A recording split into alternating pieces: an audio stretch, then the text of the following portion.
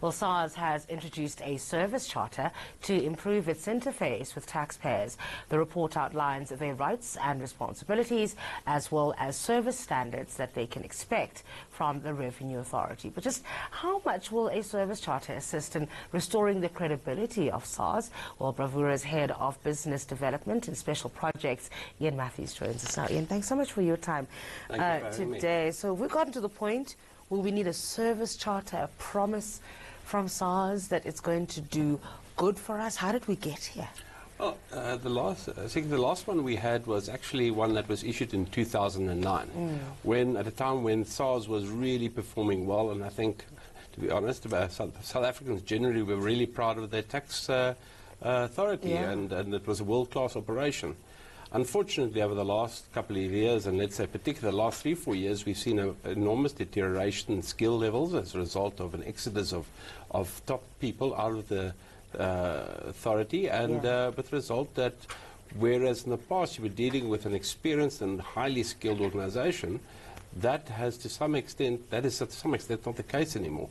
So you're really facing an authority which doesn't necessarily capable of delivering the service that it had done so successfully in the past. We also saw the Tax Ombudsman's report at the end of last year, which talked about a concern of the erosion of tax morality. So people feeling like, well, why should I file a return? Because I don't actually trust the authority itself. So would you say a charter of this nature is required, this trust? I think it establishes the benchmark, and I think it must be applauded. I think Mark Kingan and his team are a great idea, and I think it sets a standard and something that they aspire to achieve. So I think it's a good thing, and I think we will see results. What does it promise us?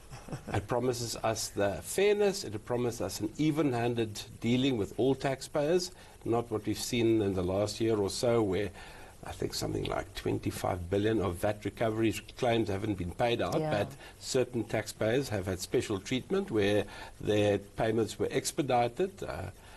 I think it's that sort of thing, and also promises to respond to queries, objections, appeals, and the like within fixed time frames. And those are the things that taxpayers will get taxpayers' confidence in the authority back again. And there was a massive issue, particularly with VAT refunds, right? Yeah, Do you absolutely. know if that's been completely resolved? No, not at all. It's still a long way to go, and unfortunately it'll take some time to clear that up. At this stage, many taxpayers still haven't received a number of claims or have claims settled, so that's still a way to go. But we as taxpayers also then have a responsibility to SARS itself, and this particular charter sets that out as well. Absolutely. Right? Honesty, time is filing by ourselves, and ensuring that we, at the end of the day, do the right thing.